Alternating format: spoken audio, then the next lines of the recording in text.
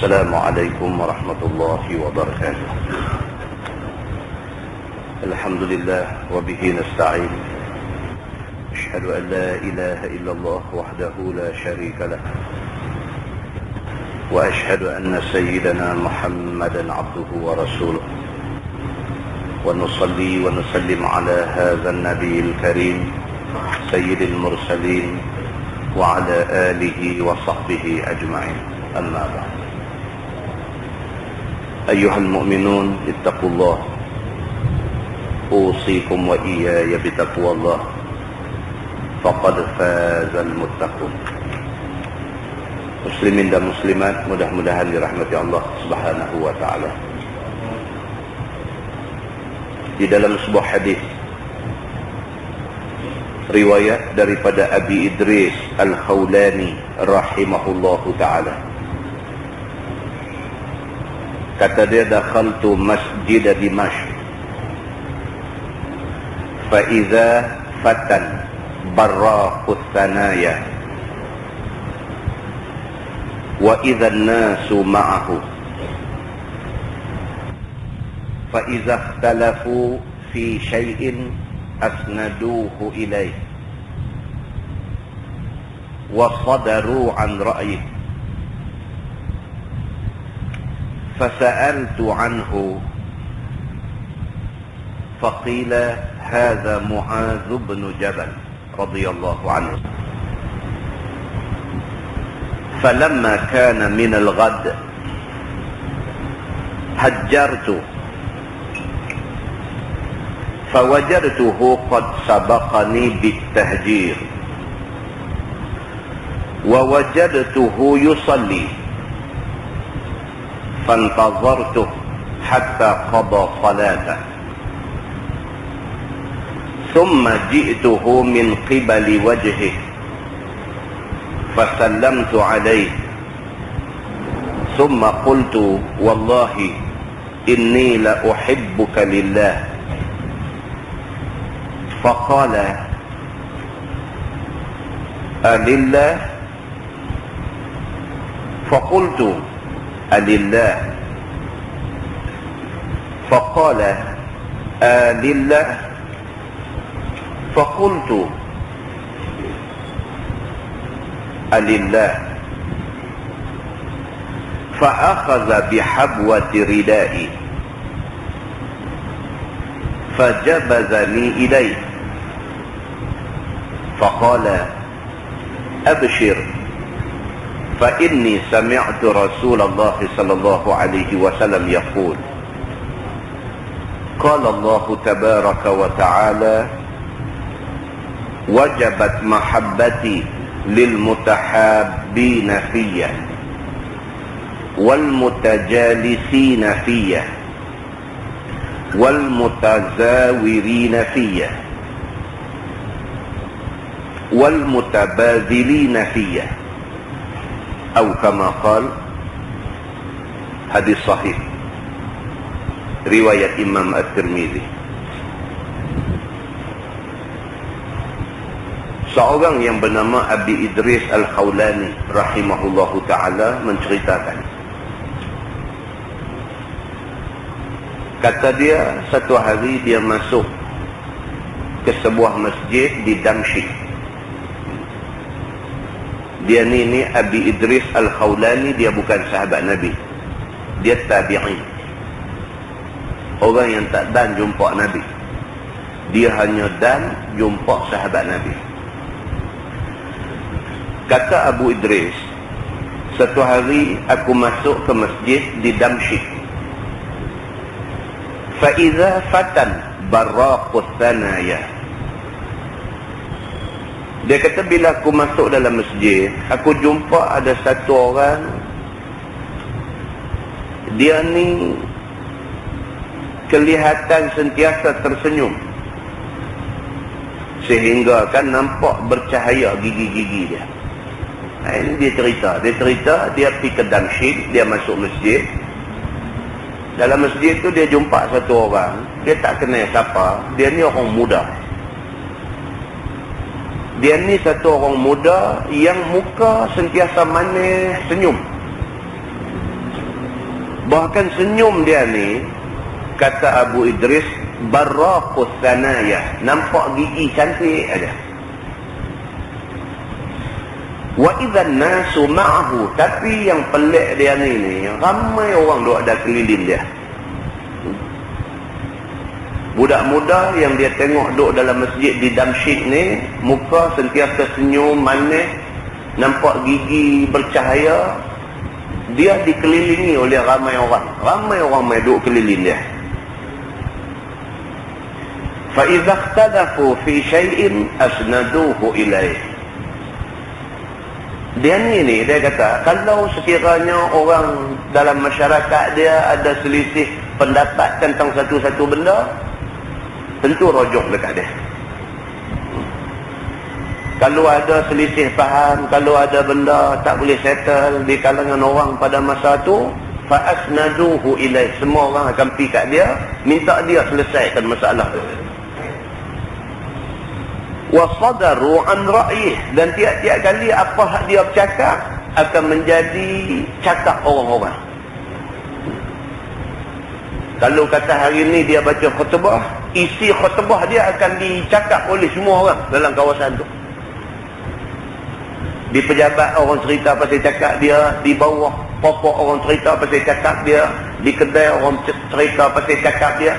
Setiap kali dia bercakap apa pun, jadi bahan bercakap orang. Kata Abu Idris, fasa'altu anhu, maka aku pun nak tahu juga dia ni siapa. Aku tanya orang-orang lain, siapa dia ni? Dia bukan orang situ. Itu first time dia sampai di Damsyik. Dia masuk masjid, dia jumpa satu orang yang nampak hebat. Satu orang yang ayah muka dia pun nampak bersih, cantik. Satu orang yang muka dia, orang tengok, orang boleh tumpang ketenangan. Nampak wajah berseri-seri, muka sentiasa senyum dan sebagainya. Tang mana dia duduk, ramai orang nanti duduk keliling dia. Kalau orang ada masalah apa pun, orang bicari dia. Kalau dia cakap apa pun akan menjadi bahan bercakap orang selepas daripada tu. Maka Abu Idris Al-Khawlani, dia berasa nak tahu siapa dia ni. Fasa'altu anhu, dia kata maka aku tanya orang, siapa dia ni? Faqila hadza Mu'adz bin Jabal. Orang pun bagi tahu, depa kata dia ni, kalau hang nak tahu, dia ni lah Mu'adz bin Jabal, sahabat Nabi. Tuan-tuan, hadis ni kita baca, dia nak cerita tentang salah seorang sahabat Nabi yang terkenal, nama dia Mu'adz bin Jabal. Anak murid Nabi pun macam ni punya hebat dah. Tuan-tuan boleh bayang tu guru dia, Nabi Muhammad sallallahu alaihi wasallam macam mana. Anak murid Nabi pun tara ni. Mu'adz bin Jabal ni salah seorang daripada anak murid Nabi. Dan dia bukan anak murid biasa. Mu'adz bin Jabal ni bukan anak murid biasa. Nabi SAW ketika nak hantar wakil untuk jadi naqib, memimpin masyarakat yang minta Nabi pi, Nabi tak boleh pi, Nabi hantar Mu'adz. Maknanya Mu'adz bin Jabal ni bukan calon-calon orang. Dia anak murid Nabi, anak murid yang ada nama. Anak murid Nabi pun macam ni punya hebat. Dicatatkan di dalam hadis, apatah lagi Nabi SAW.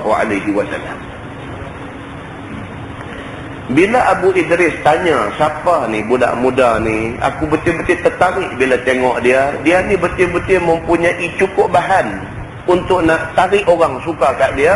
Aku nak tahu siapa dia ni. Orang jawab dekat dia, kalau hang nak tahu, hadza Mu'adz bin Jabal. Inilah Mu'adz bin Jabal, sahabat Nabi.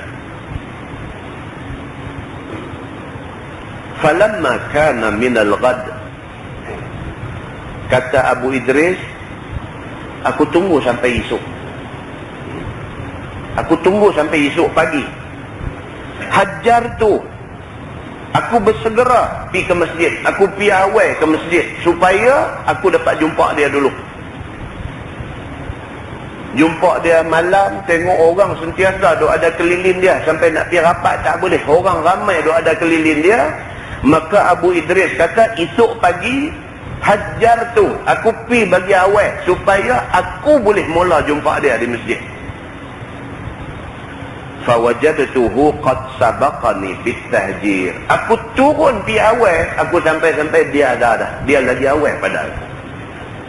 Ni Muaz bin Jabal. Yang kata sahabat Nabi, Muaz bin Jabal ni sudahlah mempunyai kepribadian yang tinggi, boleh tarik orang, tengok dia, orang boleh suka kat dia. Bukan setakat tu saja, ibadat dia ikhlas kerana Allah. Abu Idris kata, aku pi awal, tujuan aku supaya aku sampai dulu, bila dia mai, aku nak jadi orang yang mula jumpa dia. Aku pi, dia ada dah dalam masjid. Wa wajadtuhu yusalli. Masa aku sampai, dia duduk semayang dalam masjid dah. Semayang dah. Fantazartuh hatta qada salatah. Aku tunggu, dia kata. Abu Idris kata, aku tunggu sampailah Muaz selesai semayang. Summa ji'tuhu min qibali wajhi. Bila dia habis semayang, bagi salam, aku terus di depan dia. Fasallamtu alaih, aku bagi salam dekat dia, Assalamualaikum.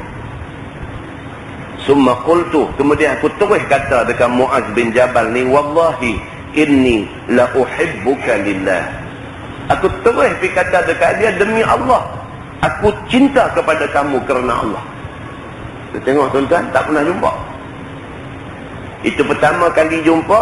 Sekali jumpa cukup luruh hati dia ni, luruh. Dia rasa sayang sangat kepada Muaz bin Jabal ni, tak boleh bendung rasa sayang dia. Terus pergi jumpa, depan-depan dia kata, wallahi, dia kata, demi Allah, inni la uhibbuka lillah. Aku cinta kepada kamu kerana Allah, dia kata. Faqala, Muaz tengok dia, Muaz kata kat dia. Muaz kata, lillah. Muaz kata, betul ke kerana Allah kamu cinta aku? Faqultu, alillah. Abu Idris kata, ya, kerana Allah aku cinta kepada kamu. Faqala, Muaz kata lagi kat dia, alillah, adakah kerana Allah? Faqultu, alillah. Dia kata, betul, kerana Allah aku bihabwati ridai. Muaz terus pegang selendang hak duduk atas bau Abu Idris ni, dia pegang, dia tarik mai kat dia. Fajabadani ilaih, dia tarik mai dekat dengan dia. Faqala, Muaz kata dekat dia, abshir. Muaz kata, bergembiralah. Fa inni sami'tu Rasulullah sallallahu alaihi wasallam yaqul, qala Allah tabaraka wa ta'ala, wajabat mahabbati lil mutahabbina fiyya. Muaz terus kata dekat dia, aku ada dengar Nabi sallallahu alaihi wasallam bersabda. Nabi kata, Allah subhanahu wa ta'ala berfirman dalam satu hadis qudsi.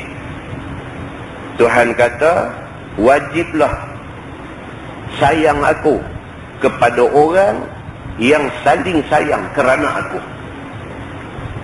Tuhan kata, siapa di kalangan orang Islam ni, dia sayang kawan dia sayang dia, mereka ni sayang kerana Allah, wajib Allah sayang mereka dua-dua. Kalau kita suka kat satu orang, kita suka dia kerana Allah. Kita suka kat dia pasal dialah orang yang mula buka mata kita, buka hati kita bagi mau kat Islam. Kita sayang dekat dia pasal itu. Kita sayang dia kerana Allah. Kerana kita sayang dia, dia sayang kita kerana Allah. Kerana dua-dua ni duk lawan sayang kerana Allah, Allah kata wajib aku sayang dua-dua orang ni. Muaz kata, aku pernah dengar Nabi kata macam tu. Wal mutajalisina fiyah. Muaz kata, Nabi SAW bagitahu, Allah berfirman dalam hadis qudsi bahawa wajib sayang Allah kepada orang yang duduk-duduk kerana Allah.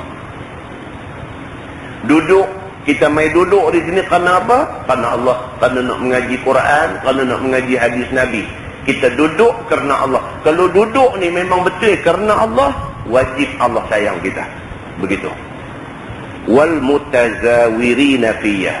Dan wajib sayang Allah kepada orang yang saling ziarah menziarahi kerana Allah.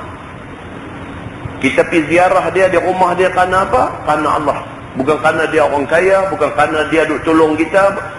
Kerana Allah. Kerana kita anggap dia saudara kita dalam agama, dan dia anggap kita saudara dia dalam agama. Kita pergi rumah dia, dia main rumah kita.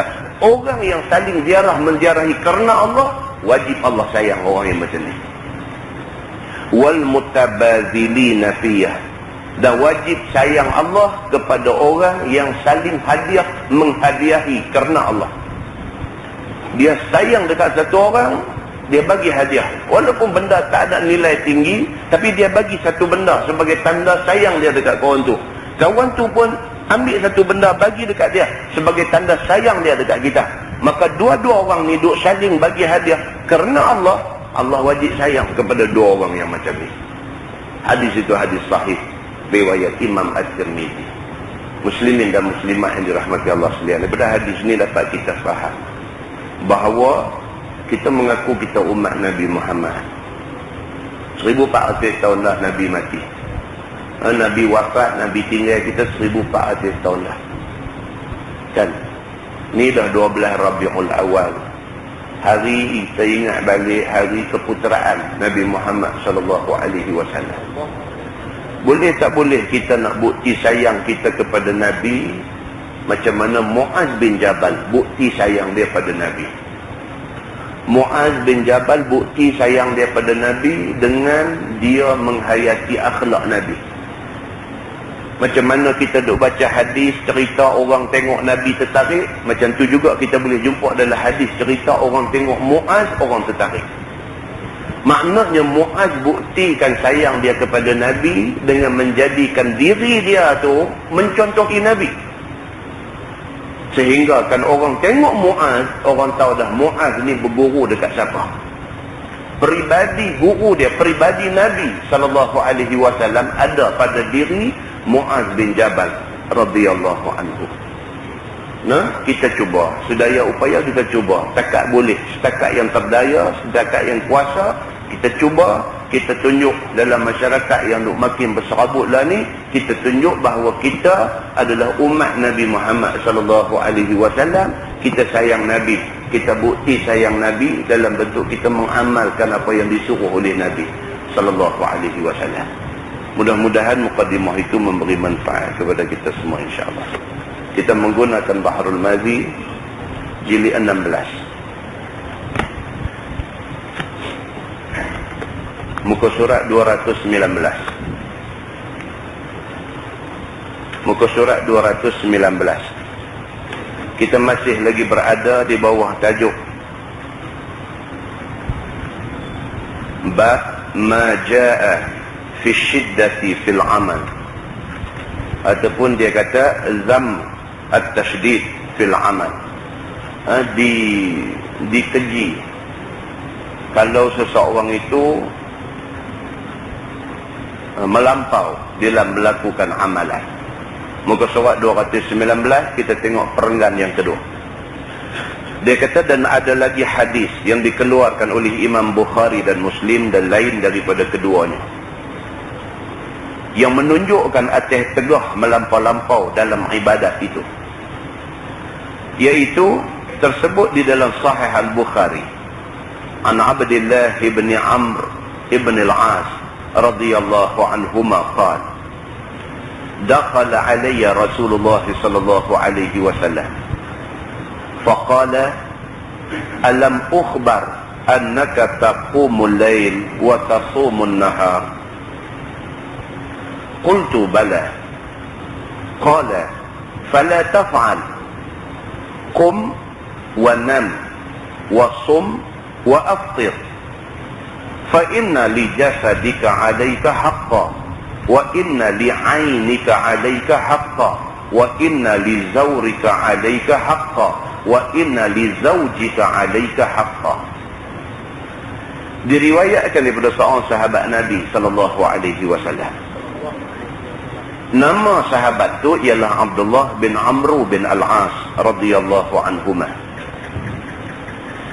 Kata dia telah masuk ke atasku Nabi sallallahu alaihi wasallam. Abdullah bin Amr bin al-As. Dia kata satu hari Nabi mai ziarah dia, Nabi mai ke dia. Tiba-tiba bersabda Nabi, bukankah sudah dikhabarkan orang kepada aku bahawasanya engkau berjaga sepanjang malam buat ibadah? Nabi satu hari pergi cari Abdullah bin Amru bin Al-As. Abdullah bin Amru ni sahabat Nabi. Pak dia, Amru bin Al-As pun sahabat Nabi. Dua-dua pak dengan anak, dua-dua orang kuat Nabi. Nabi SAW satu hari ada orang main habaq dekat Nabi. Mereka kata, ya Rasulullah, Abdullah bin Amru ni, dia ni nampak macam nak lambung buang dunia. Dia tak mau dah dunia ni, dia duk kira akhirat aja. Orang main repot dekat Nabi. Nabi tanya apa jadi dengan dia. Orang kata Abdullah bin Amru ni lah ni malam tak tidur langsung, kira nak semayang sunat aja. Bila benda ni mai ke pengetahuan Nabi SAW, Nabi pergi cari Abdullah bin Amru ni. Nabi pergi cari. Nabi tak maulah saat ni orang pergi buat cerita kata ni ikut Nabi ni pergi jadi lagu ni. Nabi tak maulah sebab Nabi tak suruh lagu tu. Dah macam lah ni pun tuan-tuan. Saat ni ada orang pergi cakap pula kata anak saya dulu bagus ni sejak duk ikut kuliah Ustaz Samsuri ni jadi lagu mana tau. Allah. Macam ni punya penuh masjid duk ikut tak jadi. Yang dia seorang pergi jadi takkan nak salah saya. Kalau kita bawa jalan tak betul, satu masjid ni pakai gelong habis. Satu masjid tak jadi apa, dia seorang pergi jadi lagu tu, tapi duk cakap sana sini ni, kerana duk ikut Ustaz Samsuri je ni. Ada, tuan-tuan ada kes jadi macam ni, tu sebab sebut. Ada kes jadi macam ni, tu sebab sebut. Dia seorang pergi jadi lagu tu. Dia tu pun tak pernah bercakap dengan kita secara direct pun. Tak tahu macam manakah karan terlebih sikit. Orang lain okey, dia seorang karan pergi jadi terlebih. Orang duk sebut kata ni kerana ikut dia ni jadi lagu ni. Nabi SAW pun tak mau benda macam ni sebab Nabi tak ajak macam tu. Bila orang main repot dekat Nabi, habaq dekat Nabi, ya Rasulullah, Abdullah bin Amru bin Al-As, dia ni lari dunia tak mau. Abdullah bin Amru ni lah ni sepanjang malam tak tidur. Dia kira nak sembahyang sunat, nak berzikir, nak apa aja. Nabi SAW bila dengar repot ni, sebagai satu orang yang bertanggungjawab, Nabi pergi cari Abdullah bin Amru. Nabi pergi cari dia. Bila Nabi SAW sampai dekat dia, Nabi terus tanya dia. Nabi kata, bukankah sudah dikhabarkan orang pada aku bahawasanya engkau berjaga sepanjang malam buat ibadah? Nabi kata, betul tak betul? Orang main repot dekat aku, kata hang sampai tak tidur malam punya duk buat ibadat. Betul ke tak betul? Nabi tanya dia. Tidak kamu bawa diri kamu tidur walau sedikit pun. Nabi kata, orang repot dekat aku, kata hang tak tidur langsung malam. Betul tak betul? Nabi tanya dia. Dan kamu berpuasa pada siang hari sampai tidak kamu buka puasa itu sehari pun. Nabi kata, orang merepot dekat aku, hang tiap-tiap hari puasa sampai tak ada hari yang hang tak buka puasa. Hari-hari puasa. Puasa maksudnya puasa daripada pagi subuh ni puasa sampai maghrib buka puasa. Esok puasa pula, lusa puasa pula, tulat puasa pula. Hari-hari puasa sampai tak ada satu hari yang hang tak puasa. Nabi kata, betul tak betul? Orang main repot dekat aku macam tu. Hingga apabila datang esoknya, maka kamu puasa lagi. Nabi kata, betul tak betul? Hang ni puasa tak berhenti-henti. Puasa, buka puasa, puasa, buka puasa, puasa. Tak ada satu hari yang hang tak puasa. Betul ke tak betul? Bila didengar oleh Abdullah akan tanya Nabi SAW yang demikian, maka lalu dijawabnya. Kata Abdullah, bahkan ya Rasulullah, hamba perbuat seperti kata Tuan hamba. Yang Tuan hamba dengar. Dia kata, betul. Memang tak silap. Dia kata, saya lah ni malam tak tidur langsung. Saya semayang betul-betul. Hari-hari saya puasa. Kalau itu yang orang pergi beritahu dekat kamu ya Rasulullah, memang betul. Aku memang buat macam tu. Dia kata. Sabda Nabi SAW kepada dia, maka jangan kamu perbuat demikian itu, kerana tidak disuruh syarak seperti perbuatan kamu itu. Itu dia. Nabi pergi kata kat dia, kalau betul hang buat lagu tu, stop. Nabi kata. Agama tak suruh hang pergi buat lagu hang duk buat tu. Kalau betul hang ni malam tak tidur langsung, duk semayang sunat tak berhenti-henti, duk berzikir tak berhenti-henti, kalau betul hang duk buat lagu tu, stop perbuatan tu. Kalau betul hang sampai tiap-tiap hari puasa dan sebagainya, kalau betul stop perbuatan tu.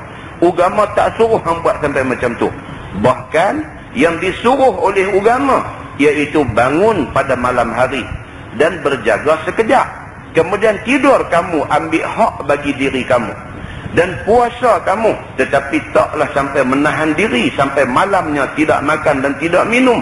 Bahkan hendaklah buka puasa itu dengan makan dan minum. Sebab disuruh syarak demikian itu kerana tubuh badan kamu itu ada perkara yang wajib atas kamu memelihara kebinasaan dia. Nabi kata kalau nak bangkit semayang malam, bangkit. Lepas semayang tidur balik. Nabi kata kalau nak puasa-puasa, sampai masa buka puasa.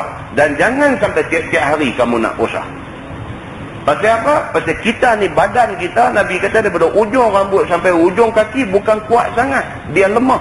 Kamu kena jaga. Jangan sampai badan kamu yang lemah jadi rosak, jadi binasa kerana silap amalan kamu. Nabi kata kat dia macam tu. Sekiranya kamu tidak tidur beberapa malam, tentulah kamu akan ditimpa sakit. Nabi kata, hang kalau tiap-tiap malam tak tidur langsung, satu hari hang nanti gila terus. Hang nanti sakit terus. Tuan-tuan, tak tidur malam tu dah. Boleh tahan. Satu malam boleh tahan. 2 malam, dia main satu macam dia sakit kepala, biji mata berasa cekang satu macam. 3 malam tak tidur, 4 malam, 5 malam pergi tidur perak terus. Tak boleh. Pasal kita ada, badan kita lemah, dia perlu hak dia. Hak untuk berehat kena ada. Kalau kita nafikan hak untuk berehat, boleh jadi macam-macam. Begitu.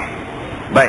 Dia kata sekiranya kamu tidak tidur beberapa malam, kamu akan ditimpa sakit. Maka seolah-olahnya kamu mencari kebinasaan diri dengan ibadat kamu itu.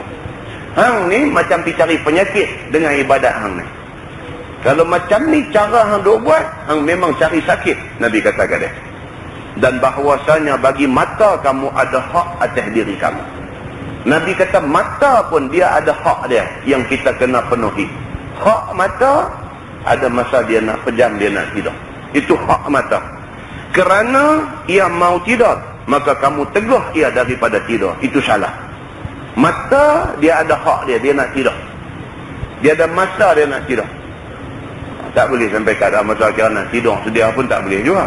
Dia ada masa dia. Masa dia nak tidur, kena bagi dia tidur. Dan bahawasanya bagi orang yang ziarah akan dikau itu, ada perkara wajib atasmu, iaitu menghormatkannya. Sama juga tetamu. Tetamu ada hak. Bila dia main, kita wajib menghormati dia. Sampai tak mau jumpa dia, pasal duk baca Quran, pasal duk zikir, pasal duk apa, sampai tak mau jumpa tetamu, itu salah. Dan bahawasanya bagi isteri kamu ada perkara yang wajib ke atas kamu. Maka jikalau engkau beribadah siang malam, bila masa hendak kamu hormatkan tetamu kamu, dan manakah masa nak bermain dan bercumbu-cumbu dengan isteri kamu. Sampai bini pun tak jadi bini dah. Dia pun tak tahu dah, kata Tok Lebay ni laki dia ke satu orang gila mana main duduk rumah dia, dia pun tak tahu dah. Pasal tak buat apa kat dia. Tak jadi suami dia. Dia tak boleh rasa kasih sayang suami dia ni, dia tak rasa. Pasal apa? Pasal suami dia habis masa dengan duk sembahyang sunat, dengan duk zikir, dengan duk apa, sampai tak peduli ke bini, ke anak pinak, ke rumah tangga, tak peduli langsung. Nabi kata ini perbuatan salah. Dan apabila sudah letih badan dengan sebab ibadah itu, apalah perkara lain yang boleh diperbuat. Nabi kata kalau dah terlampau letih, exhausted, apa nak buat? Tak ada apa lah. Berjaga sampai semalaman, berjaga, siang ni puasa pula dan sebagainya, apa dia boleh buat? Apa satu benda dia tak boleh buat? Dia jadi kepek ubi, tidur sengap di rumah lepas daripada beberapa hari dia ibadat non-stop ni. Nabi kata tak mau macam tu. Dan pada riwayat lain di dalam Bukhari dan Muslim, ada lagi ditambah, kata dia, wa inna bihasbika an tasuma kulla syahrin salasata ayyam, fa inna laka bikulli hasanatin 10 amsalha, fa inna zalika siyamud dahri kullih. Dan bahawasanya memadai akan dikau bahawa engkau puasa pada tiap-tiap bulan 3 hari. Nabi kata bagi orang yang kuat puasa, ambil 3 hari sebulan cukup. 13, 14, 15 hari bulan Islam. Ambil 3 hari puasa cukup, Nabi kata. Maka bahawasanya bagi engkau dengan tiap-tiap satu kebajikan itu 10 umpama balasan. Nabi kata umat aku, umat Nabi Muhammad SAW, satu amal kebajikan dia buat, Tuhan bagi 10 pahala. Kalau sebulan dia ambil 3 hari, dia dapat 30 pahala puasa sebulan. Setahun duk dah berapa? 360. Sama macam setahun. Sama macam setahun. Setahun ada 360 hari. Kalau orang yang amalkan puasa sebulan 3 hari, 13, 14, 15 hari bulan, 3 hari dia puasa. 3 hari puasa kerana Allah, Allah bagi dekat dia 30 ganjaran pahala. Ini Nabi kata. Walaupun ada orang kata kita tak boleh duk kira yang ni hak Tuhan, Tuhan nak bagi berapa. Memang ini hak Tuhan. Tapi Nabi habang kat kita, kalau kamu buat satu benda baik, Allah bagi 10. Kita habang hak Nabi habang. Bukan kita duk kira pahala. Tapi Nabi habang macam tu. Nabi kata satu amal kebaikan kamu buat, Allah bagi 10 amsalihah, bagi 10 pahala. Sebulan puasa 3 hari, sebulan 30 pahala. Sebulan 30 pahala, 12 bulan 360 pahala. 360 pahala sama dengan setahun ada 360 hari. Maka Nabi SAW kata, maka bahawasanya bagi engkau itu tiap-tiap satu kebajikan 10 pahala dia. Maka bahawasanya yang demikian itu seperti puasa setahun semua harinya. Orang yang puasa sebulan 3 hari sama macam puasa setahun cukup. Nabi kata macam tu. Maka datang lagi pada riwayat lain di dalam Bukhari juga, bila didengar oleh Abdullah akan sabda Nabi SAW akan suruh dia puasa 3 hari pada tiap-tiap bulan. Lalu dijawab oleh Abdullah kepada Nabi, qultu inni utiqu afdala min zalik. Qala fasum yawman wa aftir yawman. Fadzalika siyamu Dawud alaihi salam wa huwa afdalus siyam. Kata Abdullah, ya Rasulullah, sesungguhnya hamba kuasa untuk mengerjakan puasa lebih daripada 3 hari sebulan. Abdullah bin Amr bin Al-As, Nabi kata kat dia, hang kalau betul-betul kuat puasa sebulan 3 hari. Dia kata kat Nabi, ada kata 3 hari kira saya kuat, 3 hari kira lekeh. Saya nak buat lebih pada tu. Maka jawab Nabi, jikalau kuasa kamu lebih daripada 3 hari itu, maka perbuatlah olehmu puasa sehari, buka puasa sehari. Puasa sehari, buka puasa sehari. Nabi kata kalau betul hang kuat sungguh puasa, selang sehari. Isnin puasa, Selasa buka. Rabu puasa, Khamis buka. Jumaat puasa, buat macam tu. Selang-selang sehari. Nabi kata kat dia. Maka yang demikian itu puasa Nabi Daud alaihi salam. Nabi kata Nabi Daud dia puasa selang sehari. Maka ialah yang lebih afdal daripada segala puasa. Nabi kata ini puasa paling baik. Nabi kata. Faqultu inni utiqu afdala min dhalik. Faqala Nabi sallallahu alaihi wasallam la afdala min dhalik. Maka kata Abdullah bin Amr bin Al-As, bahawasanya hamba kuasa untuk nak puasa lebih daripada yang demikian itu. Nabi kata kat dia puasa selang sehari, dia kata kat Nabi dia boleh buat lebih pada selang sehari. Maka sabda Nabi SAW, tidak ada yang lebih afdal daripada demikian itu. Nabi terus veto dia. Nabi duk geram nak guna veto ni lama dah, sekali Nabi veto. Nabi kata duk biar kat dia ni tak boleh, dia duk tunjuk dia kuat. Nabi terus veto. Nabi kata aku habang kat hang tadi, puasa Nabi Daud, dia puasa selang sehari. Hang nak buat lebih daripada Nabi Daud, Nabi kata tak ada orang boleh buat lebih baik daripada Nabi Daud. Full stop, habis. Muslimin dan muslimat yang dirahmati Allah sekalian. Daripada hadis-hadis yang kita baca ni dapat kita faham bahawa Nabi SAW nak pesan dekat kita jangan ketelampauan dalam nak buat ibadah. Nabi pernah kata, Nabi kata Allah tak jemu untuk nak bagi pahala dekat orang yang kuat buat ibadah. Tapi Nabi kata, aku takut kamu kemudiannya jadi jemu untuk nak buat ibadah. Nabi kata macam tu. Inna Allah la tamallu Sesungguhnya Allah tak jemu. Nak puasa hari-hari pun Tuhan boleh bagi pahala. Tuhan bukan nak jadi rogi kalau bagi pahala kat kita. Pahala yang Allah duk bagi kat kita ni, Nabi buat ibarat. Nabi kata kalau ambil jarum, diceluk dalam lautan luas. Angkat jarum tu. Banyak mana air laut hak lekat di ujung jarum tu, banyak tu baru hak Tuhan duk bagi kat kita ni. Sedangkan kekayaan Allah ada banyak lautan tu lagi. Kalau Allah bagi pahala dekat kita, kita buat ibadat Allah bagi pahala, kita buat banyak macam mana pun Allah bagi ni tak ada jejak apa-apa. Allah langsung tak terjejak apa-apa. Allah boleh bagi, buat banyak mana pun Allah boleh bagi. Cuma Nabi kata hak takutnya bukan takut Allah tak boleh bagi pahala, takut kamu kemudiannya jadi jemu. Masa duk semangat ni tu saya kata lah, masa dia hilang semangat esok ni, Allah tak tahu nak buat apa. Dia main satu peringkat hidup ni, dia rasa dia pandai lah. Habis. Dia main satu peringkat hidup ni, dia rasa dia pandai lah. Pasal apa? Dia 3 tahun dia mengaji sungguh-sungguh. Dia mengaji ustaz ni, dia mengaji ustaz ni, dia mengaji ustaz ni. Hari Ahad pergi mengaji, hari Sabtu pergi mengaji, malam tiap-tiap malam pergi mengaji, kitab ni baca, kitab ni baca, apa semua. Sampai tak ada masa, sampai anak bini pun terabai. Pasal apa? Dia punya duk mengaji. Lepas 3 tahun, dia rasa dia pandai lah. Dia rasa dia pandai lah.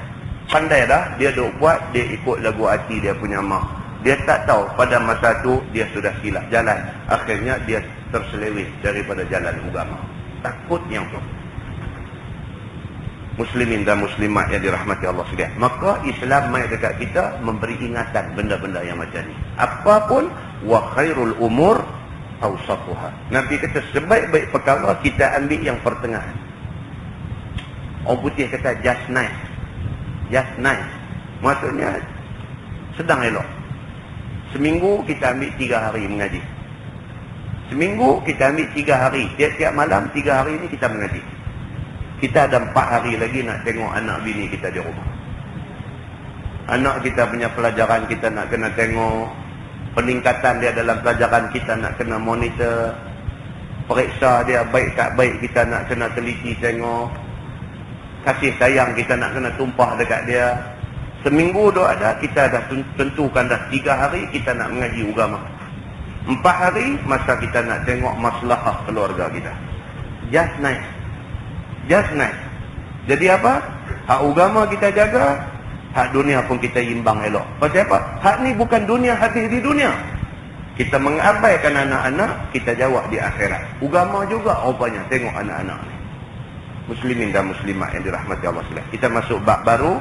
Dia kata bab ma jaa fi kitabil wasiyati fil wa'zi. Ini pula dia kata bab yang datang pada menyatakan tulis wasiat pada memberi nasihat. Maksudnya ialah kita disuruh sama-sama kita ni biar ada sekali-sekala ada tulis menulis. Dan nampak kawan kita nampak macam lagu nak gelong dan sebagainya. Kira-kira kalau kita nak cakap dekat dia agak sulit untuk nak keluar perkataan. Kadang-kadang ada masalah kita nak bercakap ni tak habis. Kita nak cakap depan dia, direct dengan dia tak terkeluar. Tulis bagi kat dia. Jadi dia baca tu kita tak ada depan, dia pun baca. Kita pandai-pandailah sekarang macam mana. Yang tujuan kita tulis itu ialah fil wa'zi. Dia kata kerana nak bagi peringatan dan pengajaran pada dia. Aku bukanlah pandai sangat, tapi aku bimbang tengok keadaan hang lah ni. Hang dulu bagus apa semua, amal agama buat elok. Tapi aku nampak akhir-akhir ni nampak hang nampak macam ni sikit. Ingat balik, kita sama-sama mengaji dulu. Kita duk baca hadis Nabi.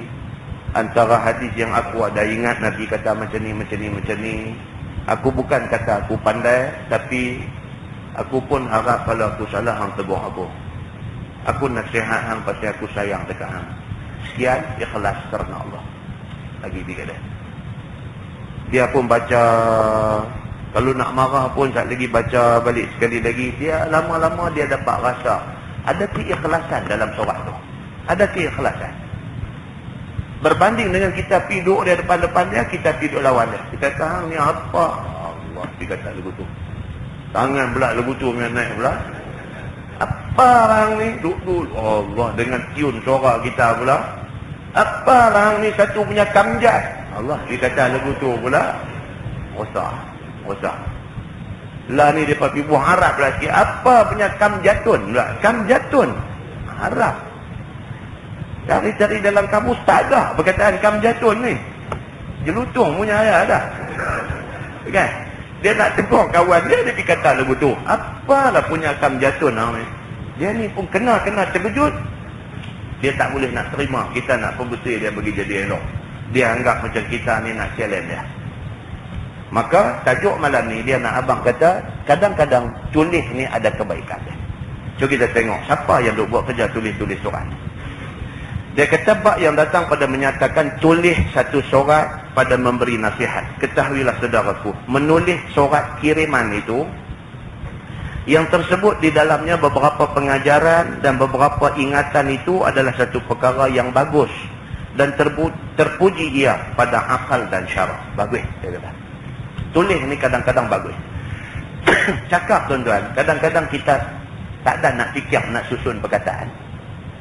Tulis kita ada banyak masa.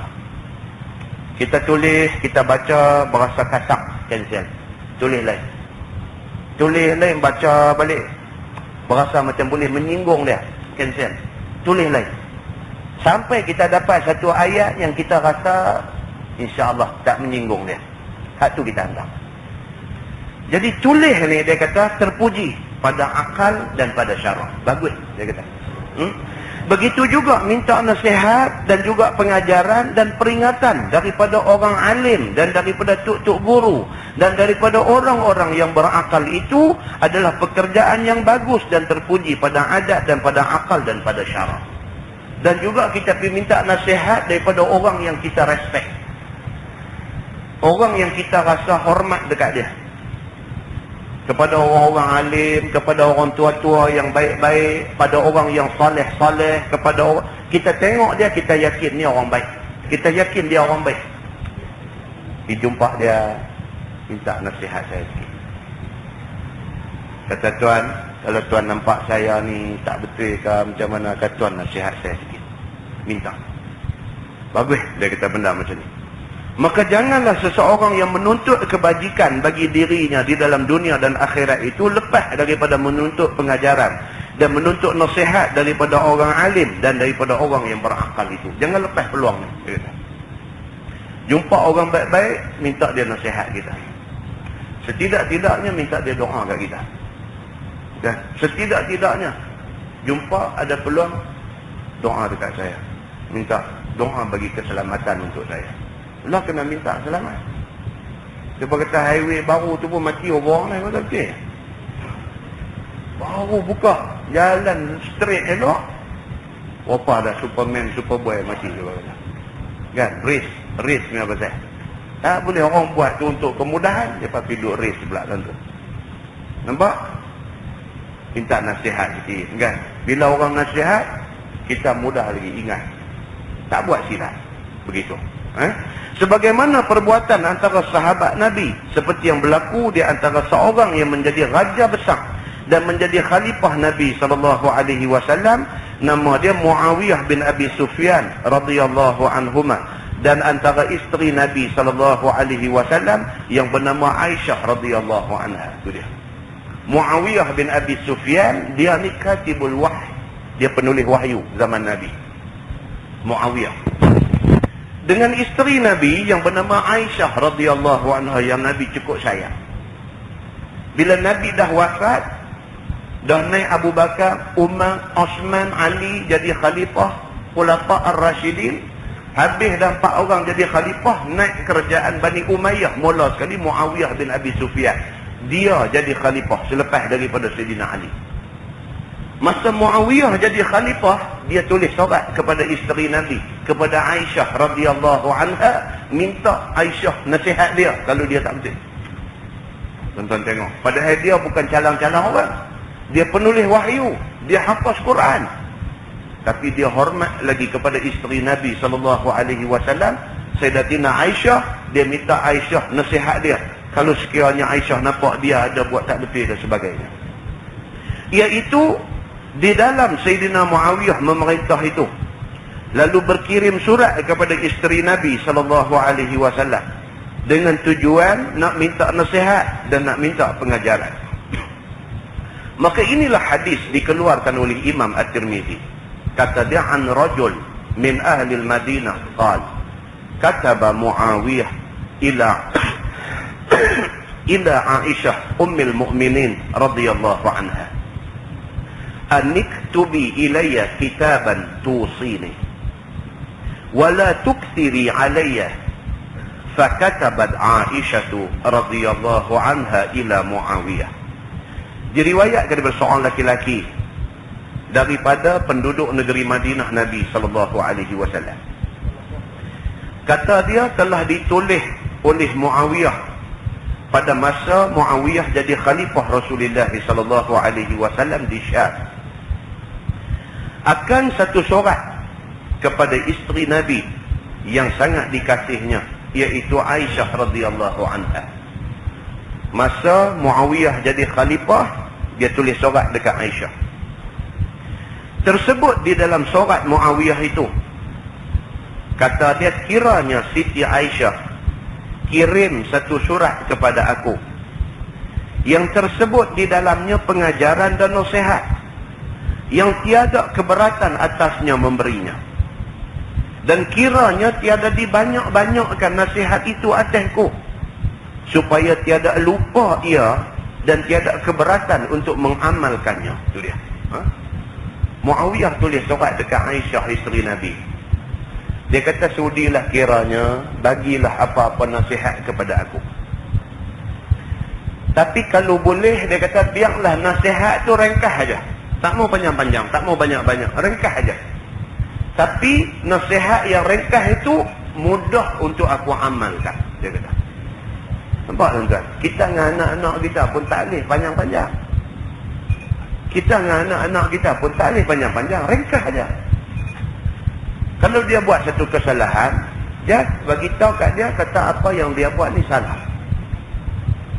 Dan kita habang kat dia, kata kita kecewa kerana dia buat salah. Dan kita minta kat dia, ayah minta, hang jangan buat dah salah macam ni lepas pada ni. Ayah percayakan, hang jangan bagi ayah hilang kita tinggal dia dalam keadaan dia duk ingat kita nak belecak panjang, kita tinggal dia tentu lagi dia ada banyak masa nak fikir. Dia lagi nak fikir, dia nanti duduk dalam bilik duk fikir, apalah punya kamjat aku ni. Apa kamjat dia keluar punya sekali mana. Dia duk fikir, apalah punya masalah aku ni, dia kata. Macam ni punya bagus bapak tu ada, dia kata, aku pergi duk buat perangai macam ni. Dia nanti fikir. Sehari 2 hari kita tunjuk muka kita tak senang dengan dia, tunjuk muka. Sehari 2 hari tunjuk kata kita tak senang dengan dia, tunjuk macam kita tak apa selesa dengan dia. Biar dia rasa guilty. Biar dia mai jumpa kita, dia kata, ayah saya minta maaf ayah, dia kata, saya janji saya tak buat dah, cukup. Daripada kita bagi satu ceramah Maulid Nabi kat dia, 1,5 jam kita hantam dia. Assalamualaikum warahmatullahi wabarakatuh. Alhamdulillahirabbil alamin wa bihi nasta'in min al-umur. Lepas tu ngayat Quran dengan hadis Nabi, duk mai apa semua pumpang tunjuk kiri tunjuk kanan, 1,5 jam kita hantam dia. Lepas tu kita rasa kita puas hati, dia masih tak puas hati. Pasal apa? Banyak sangat bagi kat dia, hampir satu pun dia tak ingat. Terlampau banyak, dia nak ingat yang ni, nak takut terlupa yang ni, nak ingat yang ni, takut terlupa yang ni, terlupa semua. Tak jadi apa. Muawiyah bin Abi Sufyan tulis surat dekat Aisyah radhiyallahu anha. Dia tulis, dia kata, sudirah kiranya nasihat aku. Dan aku minta, dia kata, kalau boleh, dia kata, wala tukthiri alayya. Jangan duk tulis banyak-banyak. Dia kata, jangan duk panjang-panjang. Tulis dekat aku sikit aja, supaya sikit aku ingat, aku mudah ingat, dan sikit senang untuk aku beramal. Sikit, tapi sikit tu aku boleh ingat. Sikit aku boleh beramal. Daripada hang bagi banyak, aku lupa, satu pun aku tak buat. Lagi baik hang bagi sikit, aku boleh ingat dan aku boleh aman. Muawiyah bin Abi Sufyan tulis surat dekat Aisyah, dia kata macam tu. Apabila sampai surat tu kepada Aisyah, maka Aisyah radhiyallahu anha pun kirim surat balas kepada Muawiyah. Aisyah bila dapat surat tu baca, ambil punya ringkas surat. Tulis mai assalamualaikum ya ummul mukminin apa semua dekat Aisyah, nasihatlah kepada aku sikit dan aku tak mau banyak-banyak. Bagilah satu nasihat dekat aku, nasihat yang betul-betul baik dan aku tak mau banyak-banyak. Lugu tu ya tulis assalamualaikum habis. Dia jawab balik. Dan tersebut dalam surat itu demikian. Jawapan Aisyah pula kepada Muawiyah ni, apa dia kata? Salamun alaik. Amma ba'd. Fa inni sami'tu Rasulullah sallallahu alaihi wasallam yaqul, man iltamasa ridallah bi sukhtin nas kafahu Allahu ma'unatan nas. Wa man iltamasa ridallah bi sukhtillah wakalahu Allahu ila nas. Wassalamu alaikum. Banyak tu ya jawab. Apa dia kata? Selamat sejahtera atas kamu wahai Muawiyah. Dia jawab balik surat tu, dia tulis di sana salamun alaik. Selamat sejahtera atas kamu wahai Muawiyah. Amma ba'd. Adapun kemudian daripada itu, maka bahawasanya telah aku dengar Nabi sallallahu alaihi wasallam bersabda, ya. Terus ringkas aja. Terus Nabi sallallahu alaihi wasallam ada bersabda masa Nabi hidup dulu, aku duk ada dengan Nabi, Nabi ada sebut satu hadis. Apa Nabi kata? Barang siapa menuntut kesudian ataupun keredaan Allah ataupun menuntut kesukaan Allah dengan murka manusia dan marah manusia, nescaya dipelihara akan dia oleh Allah daripada keberatan lidah dan juga keberatan perbuatan manusia. Aisyah tulis macam tu. Dia kata Nabi SAW bersabda, Nabi kata siapa yang mau Allah redha dia, walaupun manusia marah, tapi janji Allah redha dia, maka Allah akan jaga orang ni. Dia buat benda yang Allah suruh buat. Benda yang Allah suruh buat tu orang ramai tak suka. Dia buat benda yang Allah suruh buat. Pasal apa? Yang penting bagi dia Allah redha dia. Manusia tak suka, manusia punya pasal. Kalau dia ada pendirian yang macam tu, Allah akan jaga dia. Dia tulis macam tu. Yang ni Tuhan akan pelihara daripada umpat dan celah dan makar dan tipu daya orang-orang itu. Orang nak kata apa kat dia pun kata, bila Allah pelihara dia daripada kata-kata yang tak menjejaskan dia sebenarnya. Dia buat benda yang Allah suka. Benda yang Allah suka tu orang tak suka. Contohnya apa? Dia jadi DO di daerah tu, dia tak luluskan lesen untuk nak buka karaoke ke kasino ke apa ke semua.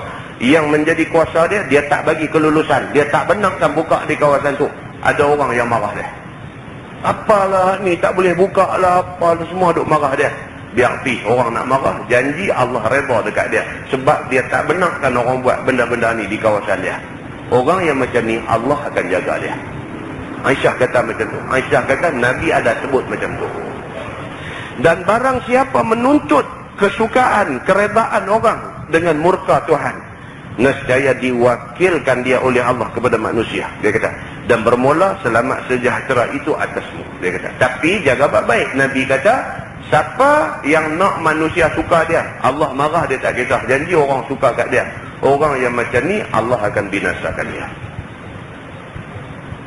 Dia kira apa? Dia kira jangan orang marah aku. Tuhan marah tak nampak, dia kata. Orang marah leceh, dia kata. Dia duk kira lagu tu, orang macam ni akan binasa. Nabi kata lagu tu. Aisyah tulis benda ni kepada Muawiyah. Sesuai sangatlah. Pasal apa? Pasal Muawiyah pada masa tu khalifah. Khalifah lah lebih-lebih lagi nak duduk tempat yang macam ni. Tempat yang orang nak marah, yang nak apa ni, khalifah lah. Bila jadi ketua, memang nak jadi pasal orang nak marah. Maka orang yang duduk pada tempat ketua, duduk pada tempat pemimpin, duduk pada tempat pemerintah, ni hak Nabi kata ringkas ni, hak ni kena ingat. Lah ni hang nak jaga siapa? Hang nak jaga Tuhan ke? Hang nak jaga orang ke? Kalau hang jaga Tuhan, orang marah ke hang, tak apa. Tapi kalau hang jaga orang, Tuhan marah ke hang, hang lingkup. Macam tu. Baik, masalah dia kata. Menuntut keredaan Allah dan menuntut keredaan manusia ni bagaimana? Dia nak bawa contoh kat kita. Yang kata nak jaga nak jaga ni Allah dengan nak jaga manusia ni macam mana? Sesungguhnya keredaan Allah itu ialah menuntut keredaan Tuhan dan mencarikan apa yang tiada menjadikan murka Tuhan. Jaga jangan buat benda yang Tuhan marah. Dengan sebab menurut perintah Allah dan menjauhkan apa yang ditegah Allah, maka kita dapat keredaan Allah. Hak Tuhan suruh, kita buat. Hak Tuhan larang, jangan buat. Kita boleh jaga yang ni, Allah redha kita. Macam tu. Baik, dia kata dan menuntut keredaan manusia itu ialah menuntut kesukaan manusia dan mencarikan apa yang digemarkan oleh manusia. Nak jaga manusia ni senang lah. Orang suka apa, kita buat yang tu. Tuhan marah tak marah, saya kira. Kita jaga manusia. Maka di dalam sepotong hadis itu, ditegah menuntut keredaan manusia dengan mendapat murka Allah. Kita jaga manusia, kita tak jaga Allah, ini ditegah oleh agama. Seperti, dia nak bawa contoh, seperti seorang yang memerintah negeri dan memerintah rakyat. Contohnya jadi pemimpin, dia kata. Yang menuntut rakyatnya kepadanya apa suatu kehendaknya yang berbetulan dengan yang ditegah Allah. Rakyat nak satu benda yang Tuhan larang. Rakyat nak kalau boleh Pulau Pinang ni pesta 6 bulan. Rakyat mau lagu tu. Sebulan, bulan 12 tak cukup, ambil 2 bulan. Ambil 11 dengan 12. Ambil 2 bulan. Pesta. Rakyat mau. Dia kata sebulan ni tak cukup, meniaga tak ada nak boleh untung. Buat 2 bulan baru rasa untung sikit. Lepas ni kata 2 tak cukup, mau 6 bulan pesta. Lepas tu kata Pulau Pinang kira pesta sudah. Rakyat ni kalau boleh mau macam tu. Pasal apa? Pasal dia duk ingat benda ni seronok. Siapa tak suka seronok? Rakyat mau macam tu, dia kata. Maka lalu diteruskan oleh pemerintah itu akan kehendak rakyat sebagaimana yang dilarang Allah itu. Kita jadi pemimpin, kita kata apa? Oleh kerana hampa mau, dia aku tak bagi apa yang hampa mau, hampa tak pilih aku pula, jalan. Kita ambil setahun langsung. Dia pergi ikut kehendak rakyat, sedangkan dia tahu apa yang rakyat mau ni tak bagus. Bukan tak bagus dari segi agama, dari segi dunia pun tak bagus. Tuan-tuan, bila dia buat pesta, dia panggil main macam-macam kumpulan rock, kumpulan apa, anak kita tak boleh duduk di rumah. Tak boleh duduk di rumah. Kita kunci pintu tingkap buah pedai ayam semua, dia rengah bumbung-bumbung, dia lari keluar, dia pergi juga. Pasal apa? Sana duk bunyi dundam, dia hati dia tak boleh, duk terpanggil-panggil nak pergi. Tak bagus. Dunia pun tak bagus. Akhirat tu saya cakap.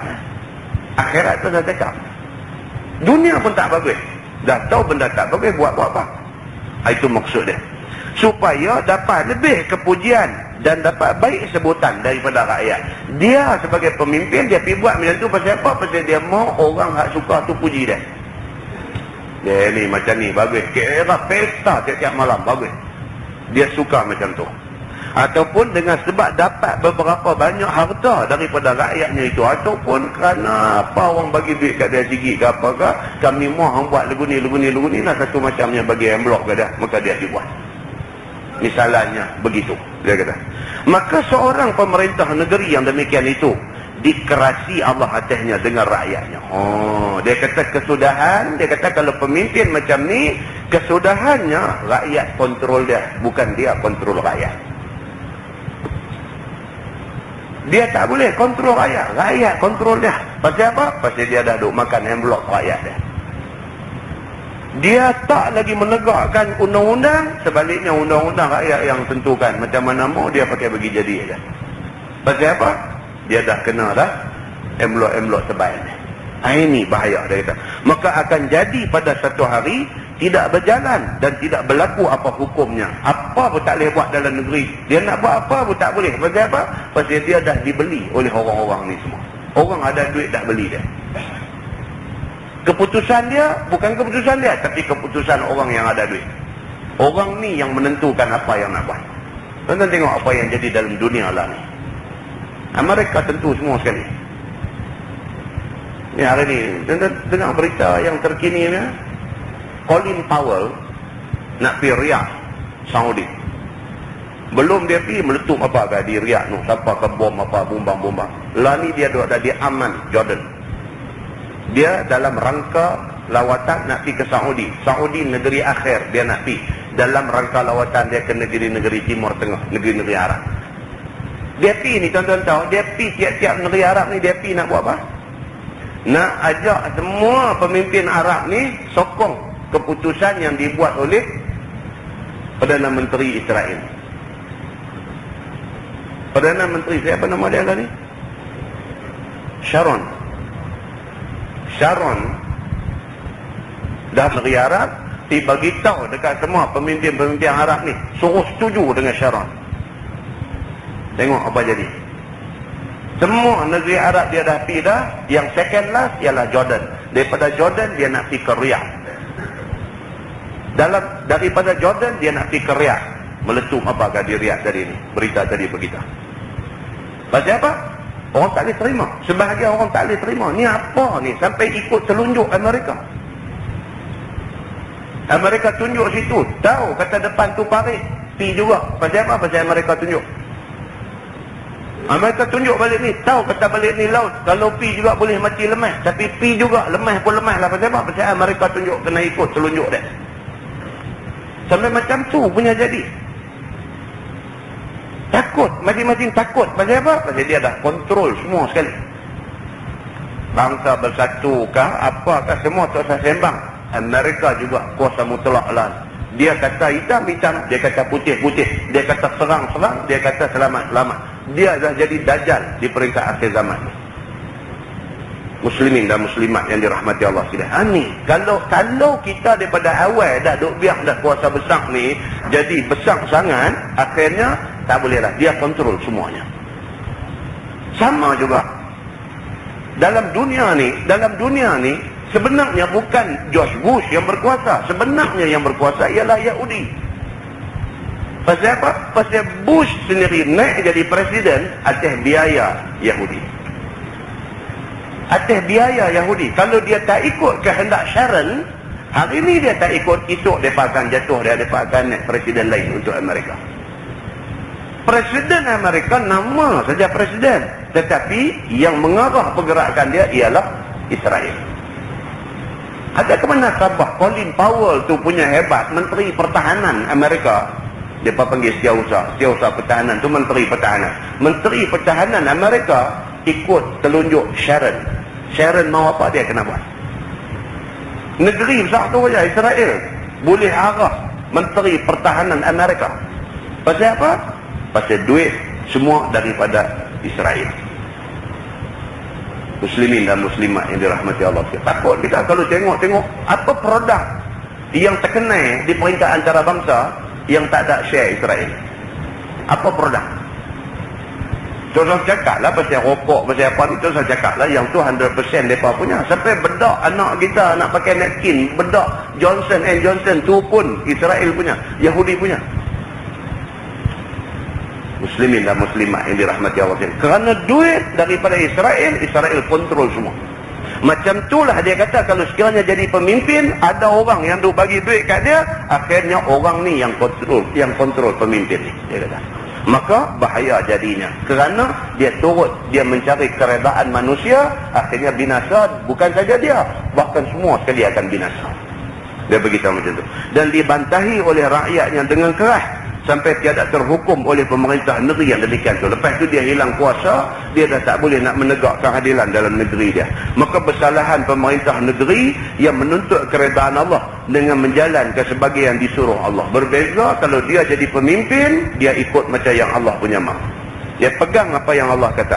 Jikalau marah orang dan rakyat dengan sebab meluluskan seperti yang disuruh oleh Tuhan itu, nescaya Tuhan pelihara dia daripada apa perkataan dan fitnah dan makar dan tipu daya rakyat itu. Kalau sekiranya dia pegang dengan apa yang Tuhan kata, pemimpin stick dengan Quran, dengan hadis Nabi.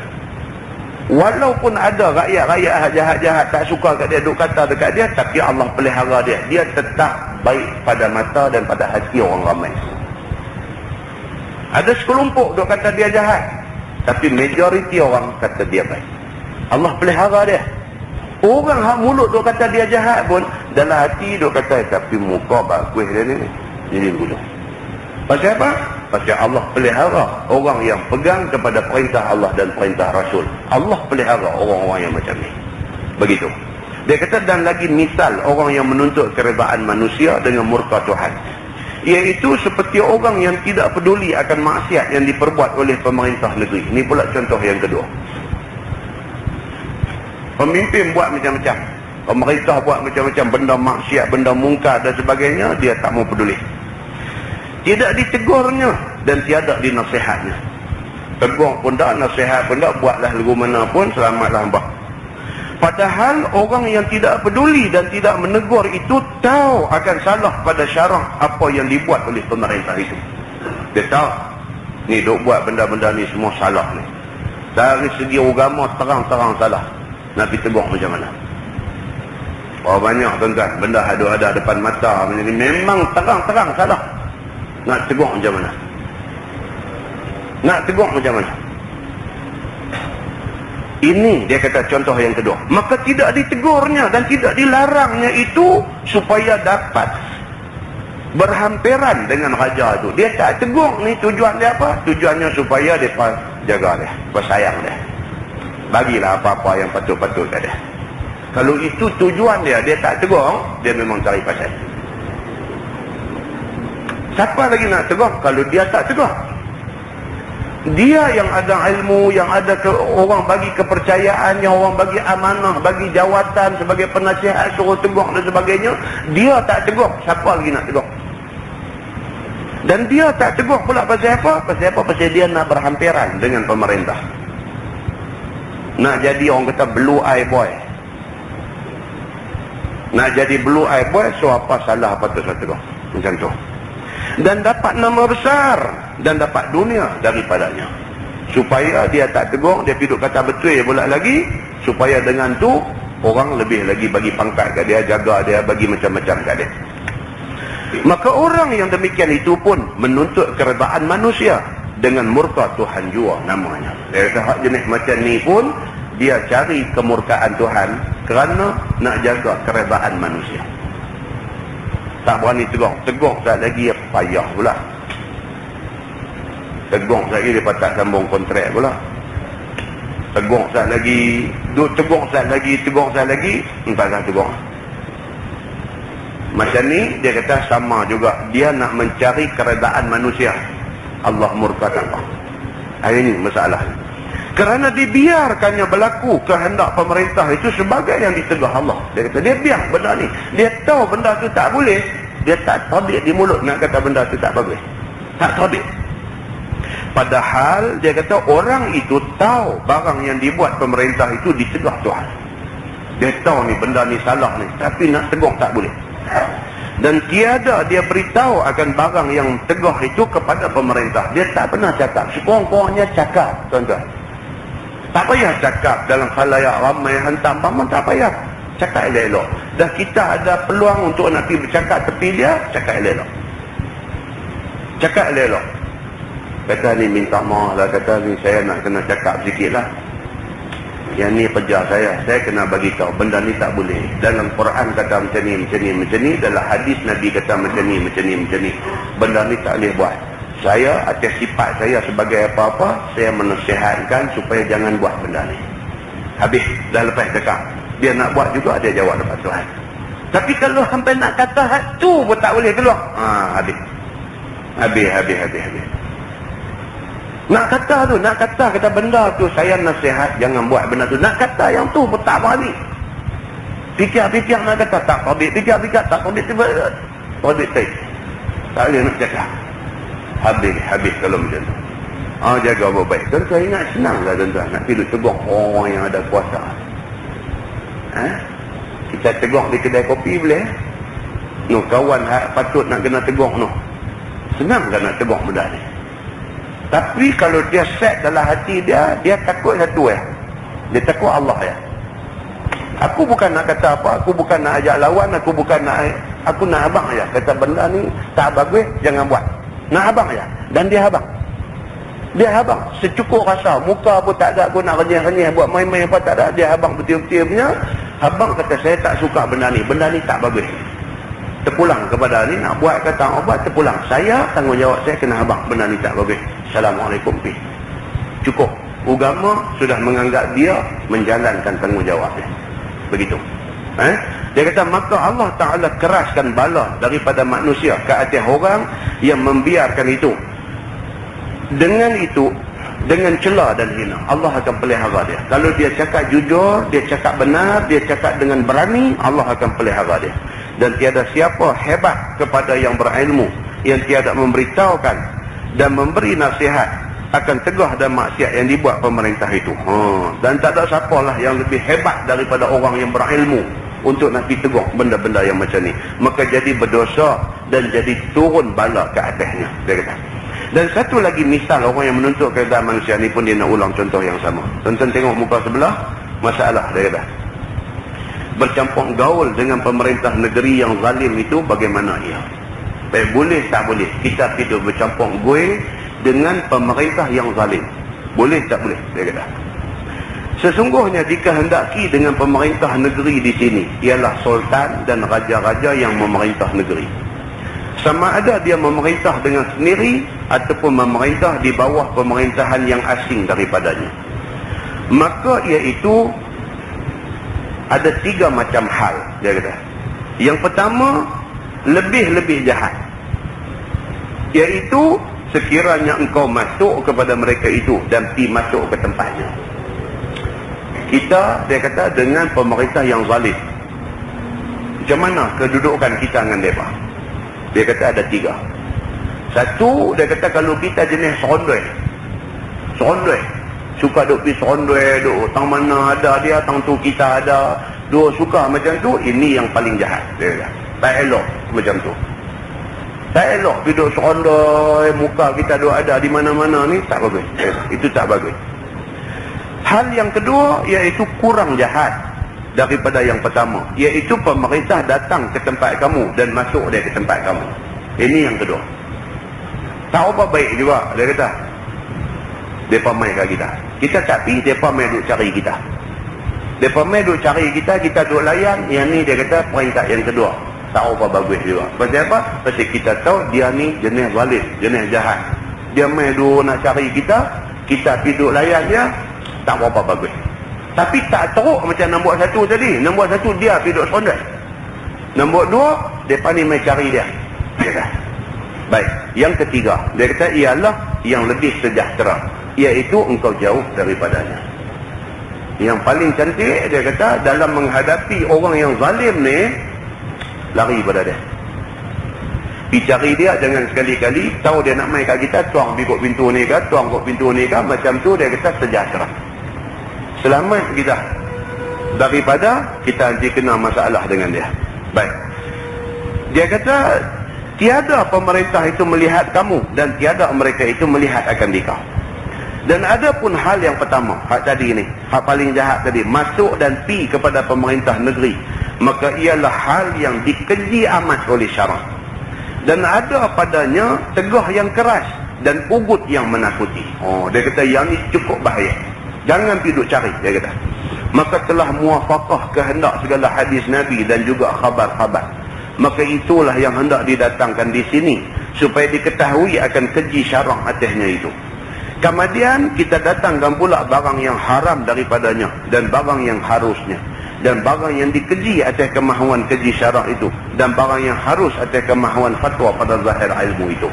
Ni dia kata kita nak bincang hak pertama. Hak jenis hidup serondai ni macam mana. Dia kata maka ada pun segala hadisnya, iaitu tak kala disifatkan oleh Nabi SAW akan raja-raja yang zalim itu.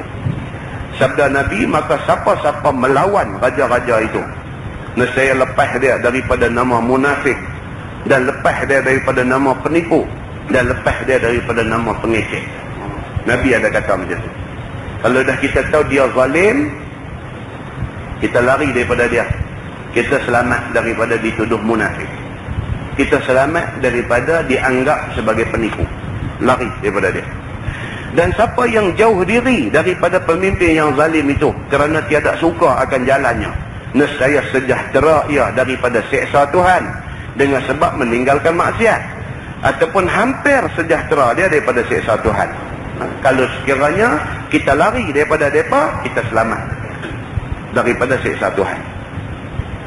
Hidup campur ni leceh. Kadang-kadang hak zalim ni, hak jenis zalim ni dengan arak pun minum, dengan macam-macam cerita ada. Kita hidup campur. Macam mana tuan-tuan? Kita nak tidur semeja, meja hak kita duduk tu dengan botol arak, dengan apa, macam mana? Macam mana kita ni nak duduk tahu mana? Tak sesuai. Orang hak jenis duduk main masjid, duduk apa ni, jadi tak sesuai dengan keadaan majlis tu, tak sesuai. Tuan-tuan bayangkan, satu tok imam masjid disuruh baca doa masa pembukaan majlis anugerah industri muzik.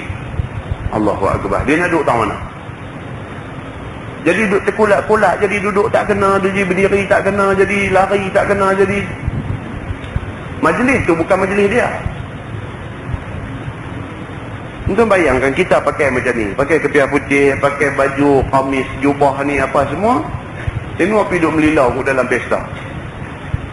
Sesuaikah kita punya uniform dengan majlis tu? Jadi payah. Nak tabik pun cari pintu tak jumpa, dia jadi celaka habis. Orang duk tengok kita, kita pun duk tengok orang, jadi payah. Majlis tu tak sesuai dengan kita. Kita pergi duduk buat apa? Kita tengok ni apa anugerah apa, kumpulan nasib ni, dengan raihannya, dengan hijahnya, dengan Rabbani dia, dengan apa kan, dia tunjuk dalam dewan punya besar tu ada secotet dia kepiah putih sederek bukan macam tu. Bi balik lagi bagus duduk pun tak syok no. Dan kita tengok pun kita tumpang lemah perut. Depa duduk tu lagu mana? Umum-umum kata dia menang, takkan dia bangkit nak give five dengan rambut kalau orang ni. Tak kena. Payah, jadi payah. Tuan-tuan boleh nampak ada apa yang saya cuba nak abang tak terbit habis-habis. Tak sesuai. Nak pergi duduk tu, bukan majlis dia. Jadi lebih baik, dia kata di sini, dia kata lebih baik tak Zahfi bercampur langsung. Lebih baik, lebih sejahtera, dia kata. Allah tak dapat anugerah tu pun tak apa dari rugi tahu mana kan, daripada tidur sulam masuk celah-celah dengan piwit pula duk bunyi pula macam tu. Allahu Akbar. Kahut kan. Tapi lah punya trend dia nak goyek. Lah ni punya trend dia nak goyek. Doa selamat mau juga, mampu pun dia okey lah. Mula dengan doa, lepas tu dia main. Tentu nak habis tak lagi, lagu DJ dia pula. Tuan-tuan dan perempuan apa semua ni, kita tangguhkan dengan tasbih kafarah dan sunat. Kita apa nak jadi ni dunia lah ni awak lorak kan. Dah sampai jadi dia punya celaru dia tu sampai macam tu. Dia start dengan doa selamat tu pun dah tak cantik dah. Pasal apa? Pasal habis doa sekali lagi dia nak buat mampu. Dah tak cantik dah. Dia pergi katuk pula dengan tasbih kafarah pula. Hak dalam ni tak usah kira lah. Hak dalam majlis ni tak usah kira lah apa nak jadi apa pun. Kan tak terfikir ke kot? Kalau Tuhan kata hampa nak pilih aku kan? Macam mana? Kalau lah Tuhan kata macam tu ni, hampa ni apa ni nak pilih aku kan? Hampa tahu ni majlis hampa ni majlis maksiat, aku tak suka benda ni. Hampa pergi mula dengan doa minta dekat aku suruh aku selamat majlis ni. Lepas tu penghabis hampa pergi buat tasbih kafarah. Hampa nak pilih aku kan? Kalau Tuhan kata macam tu, macam mana? Kita kalau manusia kata kat kita, dia main-main hampeli aku kak, kita dah rasa tak syok lah. Tuan-tuan boleh bayang kalau Tuhan kata macam tu kat kita, macam mana? Sebaik-baiknya tak sah duk campur benda macam ni, tak mahu. Agama buat bagi agama elok-elok. Nak mampu tapi mampu satu tempat. Kalau Tuhan nak turun bala, hampa tempat hampa yang kena. Jangan duk sangkut dengan kami. Muslimin dan muslimat yang dirahmati Allah, kita tak syok benda-benda macam ni. Kita cukup tak syok bila duk jadi. Cukup tak syok. Hati kita cukup tak syok. Kita rasa macam main-main dengan Tuhan benda-benda yang macam-macam ni. Baik. So dia kata, dan siapa termasuk di dalam racik dan jaring dunianya, maka ialah orang yang masuk di dalam bilangan mereka itu, maka binasa ia. Siapa hidup campur dalam benda-benda yang macam ni, dia kata binasa. Tuhan janji kebinasaan kepada dia. Wallahu a'lam. Lepas ni kita tengok, sebab pun orang yang menjauh diri daripada mereka itu, maka hampir sejahtera daripada seksa Tuhan. Kerana orang yang menjauh diri itu sejahtera daripada dosa. Lepas ni dia nak cerita, kalau kita selamat diri kita daripada pergi bercampur benda-benda dosa ni, alangkah baiknya kita selamat daripada seksa Tuhan.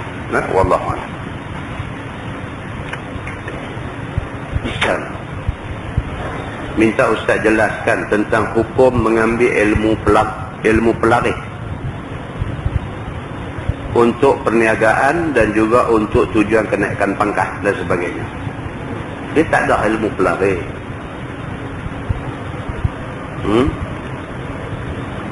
Ilmu pelaris ni apa?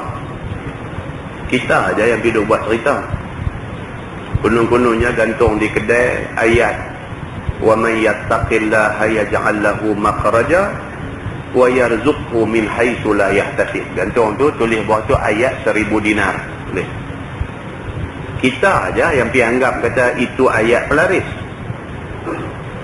Ayat tu bukan ayat pelaris, tu ayat tu menceritakan tentang takwa. Tuhan kata may yattaqillah yaj'al lahu makhraja. Siapa yang betul-betul bertakwa pada Allah, Allah akan tunjuk makhraja, tunjuk jalan keluar daripada masalah dia. Kalau dia orang yang bertakwa, ada masalah, ada penyelesaian. Tak pernah masalah itu merosakkan dia. Orang yang bertakwa, Allah tolong dia. Apa masalah pun Tuhan bagi jalan keluar dekat dia. Orang kalau tak ada takwa, kalau ada masalah, dia duduk nampak jambatan Pulau Pinang, dia nak terjun. Orang yang tak bertakwa, bila dia ada masalah, dia duduk nampak dahan pokok, dia nak gantung.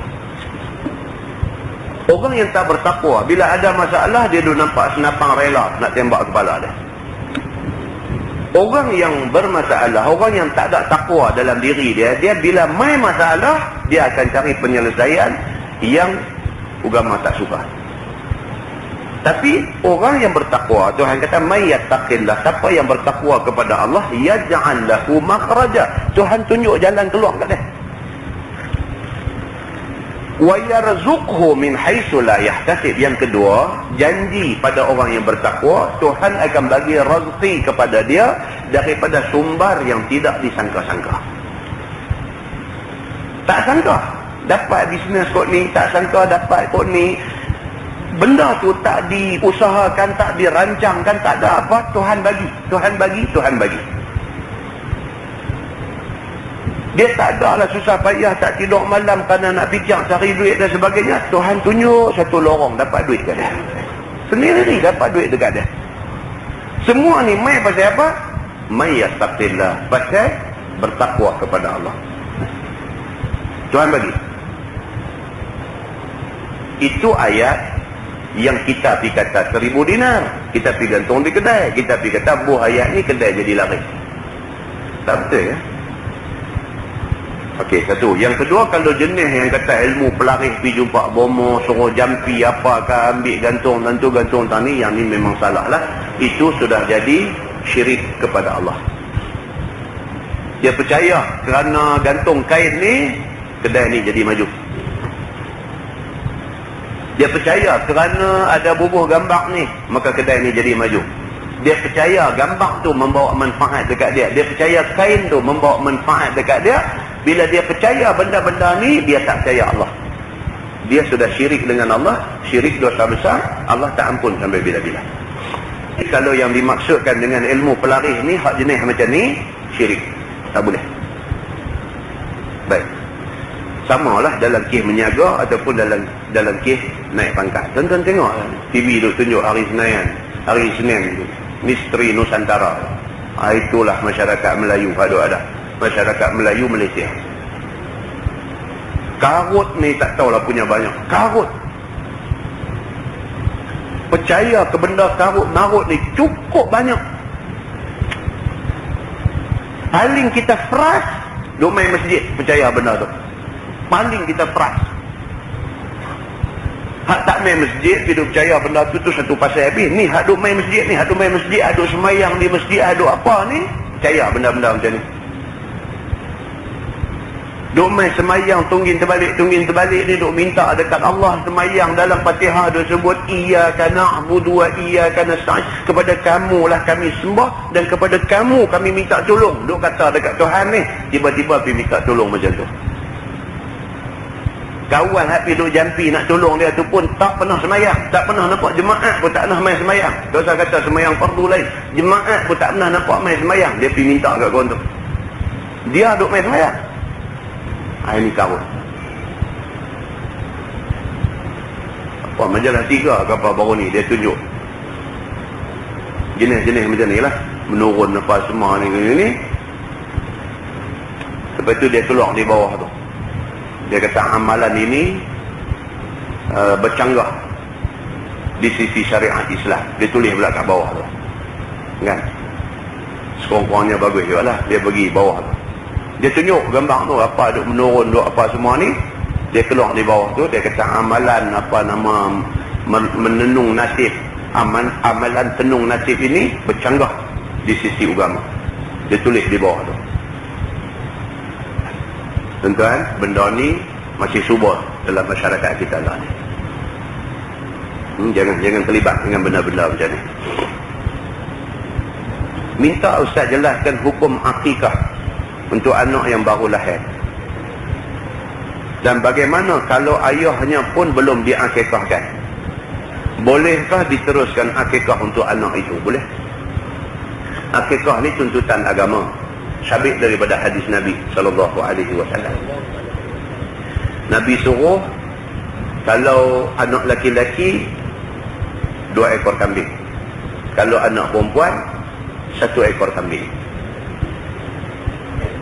Bila Nabi dapat cucu anak Sayyidina Ali, Hasan dengan Husain, Sayyidina Ali miskin, sampai nak beli kambing seekor nak buat akikah untuk sambut kelahiran anak dia pun tak mampu. Nabi tolong buat bagi pihak menantu dia, dan Nabi buat seekor kambing untuk Hasan dan seekor kambing untuk Husain. Daripada hadis ni dapat kita faham, yang pertama akikah sunnah Nabi. Yang kedua, sunat laki-laki 2 ekor kambing. Kalau tak mampu, seekor pun tak apa. Bahkan Nabi biasa buat seekor saja kambing untuk Sayyidina Hasan dan seekor untuk Husain. Baik, kalau pak tu sendiri belum diakikahkan, boleh tak boleh dia nak akikahkan untuk anak dia? Boleh, tak jadi salah. Benda ni sunat. Benda ni sunat. Dia boleh buat akikah untuk anak dia walaupun dia tak diakikahkan dulu. Di sisi ulama dalam mazhab Syafi'i ada berpendapat, kalau sekiranya bapa tu tahu secara pasti dia belum diakikahkan, dia boleh buat akikah untuk diri dia sendiri walaupun dia dah tua lagi bangka. Makna cukup tua lah. Baru tahu kata dia tak buat lagi akikah, dia boleh buat. Dia boleh buat, tak ada masalah, dia buat untuk dia. Tapi cakap kat slow sikit. Akikah ni abang saya. Slow sikit. Takut ikut imam terkejut. Abang siapa? Dia tanya balik. Abang saya.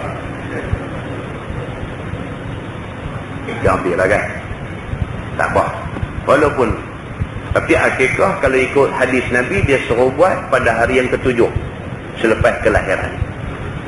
Dalam mazhab Syafi'i dia bagi masa. Dia kata boleh selagi belum akil balik. Hari yang ke-7 tak boleh buat, pasal pak dia suntuk lagi masa tu. Suntuk lagi, ada masalah keuangan dan sebagainya. Tunggu bila dia rasa okey, bila dia rasa ada kelapangan, dia buat.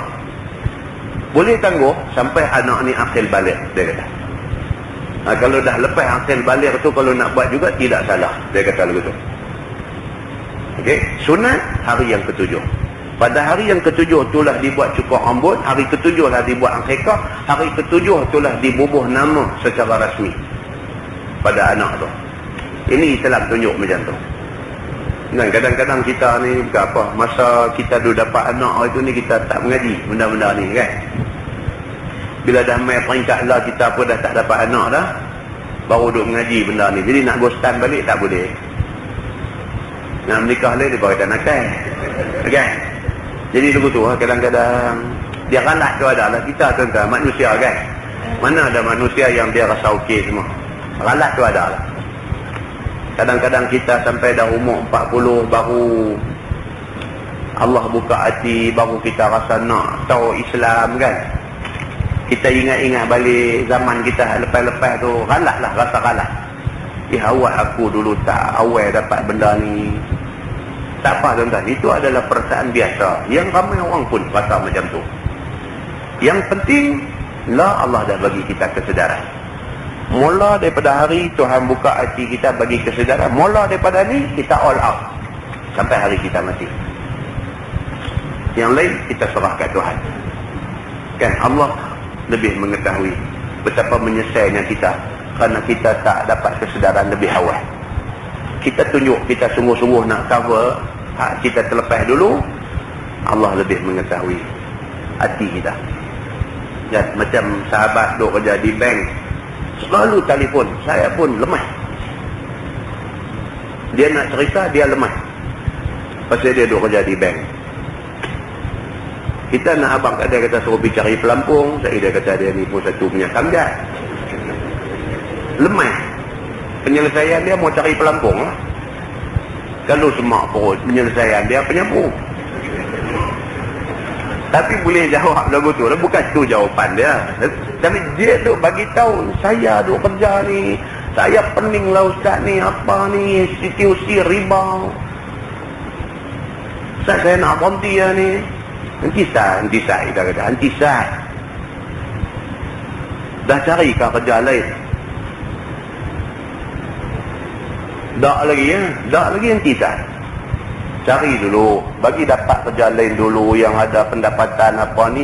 Anak bini semua ada ni nak makan. Awak ustaz nak kata ni saya boleh kerja ke tempat macam ni? Ni anak-anak saya makan macam mana, halal haram, ustaz nak tanggung tak? Suruh saya tanggung pasal apa pula? Kita fahamlah masalah dia, tapi janganlah sampai macam tu emotional. Kan? Kita tanda macam ni. Allah tahu kita tak redha dengan apa yang kita duk kerja lah, kita tak redha. Kita duk usaha cari tempat lain.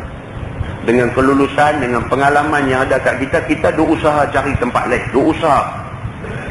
Dalam tempoh masa kita duk usaha ni, Allah tahu kata kita bukan seronok sangat dengan kerja ni. Allah tahu. If something happen dalam tempoh masa tu, Allah lebih mengetahui. Berbanding dengan dandan nak berhenti, dandan nak apa, dengan tak ada preparation, tak ada. Saat lagi dia main kelang kabut, tuan-tuan, manusia ni tuan-tuan, duit tak ada, dia main shot. Manusia ni bila duit tak ada, dia shot. Dia duk ingat nak lari daripada duk kerja di tempat riba. Dia duk ingat dia nak lari tu, dia duk ingat dia nak dapat ketenangan.